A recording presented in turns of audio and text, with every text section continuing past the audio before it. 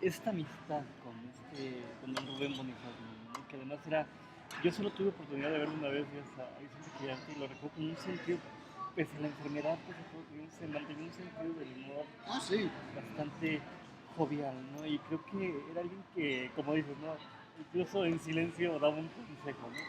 Entonces, tú pudiste mantener mucho esa amistad con don Rubén y además generó este grupo que conocemos ahora como los Calaca, ¿no? Sí. ¿Cómo, qué consejos son los que más recuerdas de don Rubén y qué recuerdos tienes de este grupo que se formó gracias a la amistad con él? Bueno, el primer consejo es comer tacos. Okay.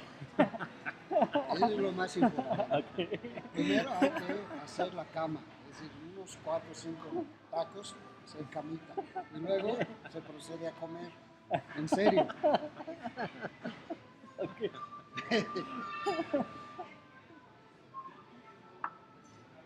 A Rubén le encantaban los chistes de Pepito. Okay. Siempre contaba, o yo creo que los inventaba. Pero estar con él era siempre estar muerto de la risa. Sí. Y contaba cosas buenísimas. Recuerdo sus chistes, como son los chistes de Rubén, y es muy difícil repetir sus ocurrencias. Él, él bueno, tenía sus amigos de su generación, Ricardo Davidal, Hernández Campos, Fausto Vega un poco mayor. Pues ahí está, Fausto Vega todavía Sí. dando lata, lo queremos mucho. Y se separó un poco, se enojaron Ricardo y él antes de morir. Ricardo se acercaron, pero a Rubén siempre le gustó tener amigos jóvenes, le gustaba acercarse a los jóvenes y escucharlos. Yo recuerdo que decía, a mí me da mucha risa, ustedes son unos sabios. Se refería a mi generación, Nardo, Luis, Vicente, René. No, ustedes han leído todo. Siempre nos daba por nuestro lado, nos hacía sentir. Claro, mentira. Nadie había leído como Bonifaz Nuño, que había leído, no solo había leído todo, lo había traducido todo. Cierto. Sí, sí, sí. Y manejaba perfectamente el francés, el italiano, el Griego. bueno, el griego, el latín, Claro. por supuesto, pero los idiomas modernos Sí. también. Entonces era una eminencia, además sabía de música y sabía de las cuestiones de magia, las cuestiones ocultas, se había metido en todo eso. Eso es nuevo, eso es verdad. Y hablaba perfectamente, te daba una cátedra sobre alquimia. Es un poco, da miedo que una persona sepa tanto. Esa sabiduría, claro. Yo recuerdo mucho la vez que fui con Vicente, don Rubén cabuleaba a Vicente, ¿no? Y Vicente en ese momento le dice, ay Rubén, vas a ver. Y él ya no, él estaba casi ciego y le decía, ojalá. No,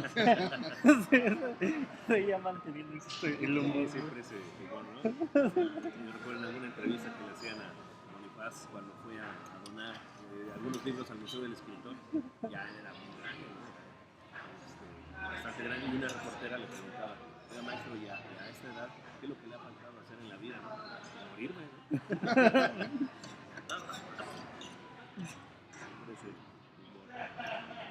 Y también nos causaba curiosidad que siendo el inglés tu lengua formativa, ¿cómo es de que decides que tu obra sea en castellano y además te conviertes en un defensor del castellano, ¿no?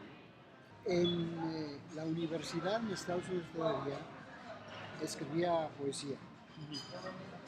Y un día entré en un concurso auspiciado por la universidad y no gané el premio principal, sino una mención honorífica. Y esto me picó y traté de conocer a los jurados para que me dijeran, para que me orientaran, porque estamos hablando de principios de los años 70 y no había, como hay ahora, talleres de poesía, estas cosas. Pues yo quería una orientación y me costó mucho trabajo. Por fin me dieron el teléfono de uno de los jurados y tomó la llamada y me citó en su casa y lo único que me dijo fue que yo siguiera como iba, que muy bien, con lo cual no me sentí nada satisfecho porque no me ayudó para nada. Y al otro año ya vine a México y de repente encuentro que ahí está Salvador Elizondo, ahí está Octavio Paz, ahí está Tomás Mojarro. Yo hice mi tesis de licenciatura sobre Tomás Mojarro y bueno, conviví mucho con él. Tenía a Carlos Illescas, un maestro, conocía a Micho Macero, cosa que jamás en Estados Unidos me pasó, nunca, nunca conocí a nadie, más allá de mis profesores Luis Mario Schneider, José Vázquez Amaral, todo en español. Entonces, la gran diferencia entre México y Estados Unidos, para mí, en mi caso, no digo que en todos los casos, así. pero en mi caso, aquí se me abrieron las puertas.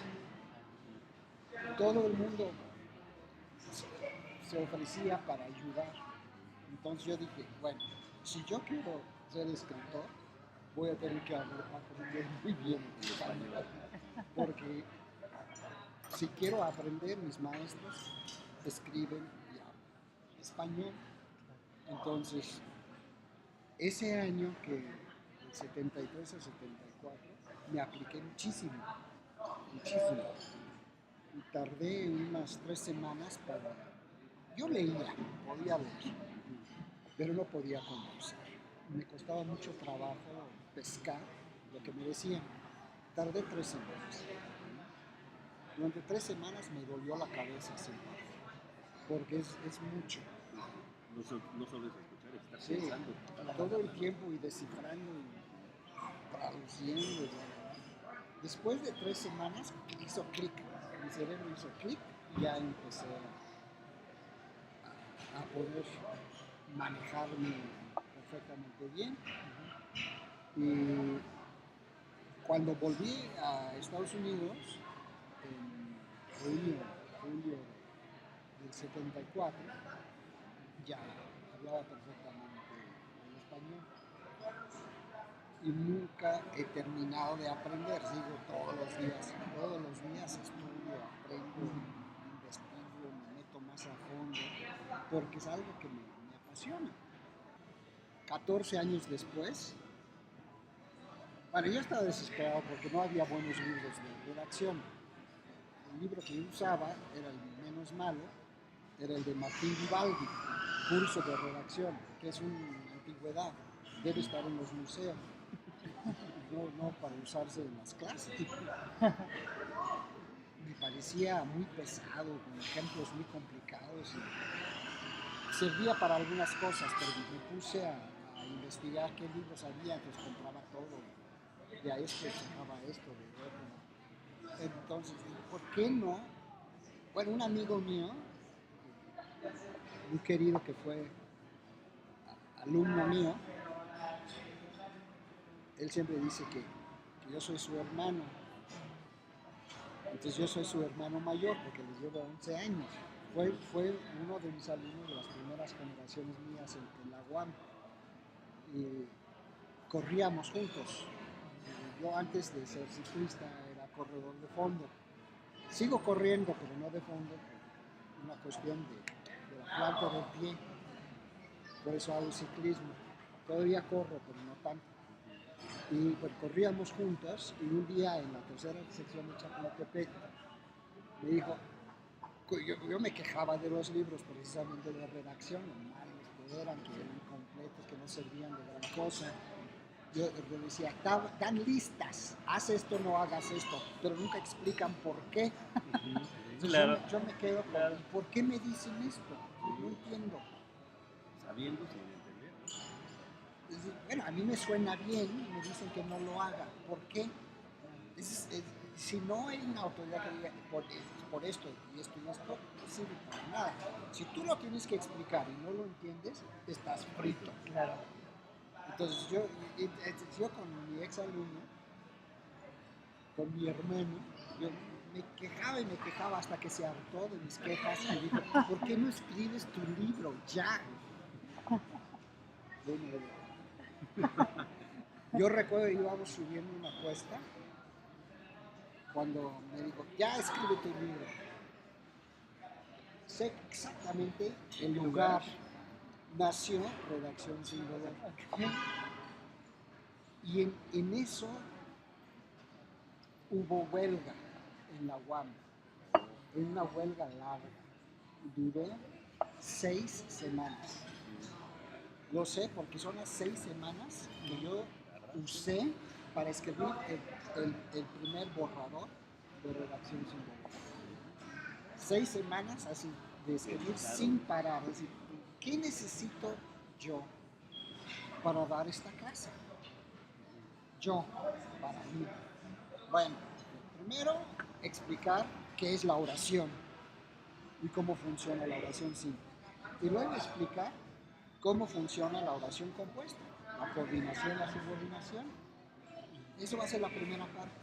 La segunda parte, puntuación. Ya desde entonces sabía que la gente que sabe puntuar sabe escribir, que entiende lo que está haciendo. Y luego la tercera parte iba a ser como un rosario de dudas y cosas así. Eso después se convirtió en un libro aparte. Sí, la guía esencial para resolver dudas de uso y estilo. Salió de la tercera parte. Ahora en la sexta edición, que ya sale, sale esa tercera parte y entra un tratado sobre los verbos que hizo mi hija. Mi hija que tenía 1 año cuando yo empecé a dar clases. Liliana escribió el tratado de verbos y su lógica temporal. Entonces, esto ya va. Ya se trae. Sí, entonces escribí el libro y salió en julio, es decir, hace 20 años, julio de 1994. Entonces la sexta edición es una conmemoración de los 20 años de la Redacción Sin Dolor. Y ahora pues mi hija es la que se va a encargar de actualizar. Cuando yo ya no esté, ella se va a quedar con el libro y hacer que siempre esté actual. Un libro de lengua que no se actualice cada mínimo 5 años, es un libro muerto. Desaparece por completo, claro. Pues tiene que estar siempre actualizado. Pues muy bien, pues muchísimas gracias, Sandro, por haber aceptado esta invitación. Te agradecemos que nos hayas dedicado un poco de tu tiempo para compartirnos tu experiencia, tu trabajo. Recuerden que en la página va a haber links a las páginas donde está Pueden visitar Sandro. las publicaciones o seguir la actividad de Sandro Point. Y pues otra vez, ¿no? Nuevamente, Sandro, muchas gracias A ustedes. por haber estado con nosotros, nuestros compañeros de Hay Vacantes. Y pues a ustedes los esperamos en nuestra siguiente emisión de esta temporada de Hay Vacantes. Muchas gracias por su tiempo y pues también esperamos sus contactos, sus comentarios. Hasta la próxima. Gracias. Esto es Vacantes con B, ¿verdad? Sí. Sí, es Hay Vacantes. Ay, de expresión. Sí. Este es el poema 6 de la sección de los cuerpos de la furia que se llama Nocturno apenas. Tu cuerpo, luz entre los muebles, abre un camino de estrellas que se apagan. Tus muslos, fuego íntimo en su fuego, señalan otra senda más oculta. Si tuviera que asir la llama fría, incendio que consume los deseos, abriría mi pecho como el buitre que rebaña su carne, sangre y alma. Y pendo de tu cuerpo como broma que por gracia del mar firme se adhiere a la piel contumaz de la ballena. Pero mis dedos se resbalan siempre por ese vidrio frío en tu mirada que lo mismo me prende, azufre y flama.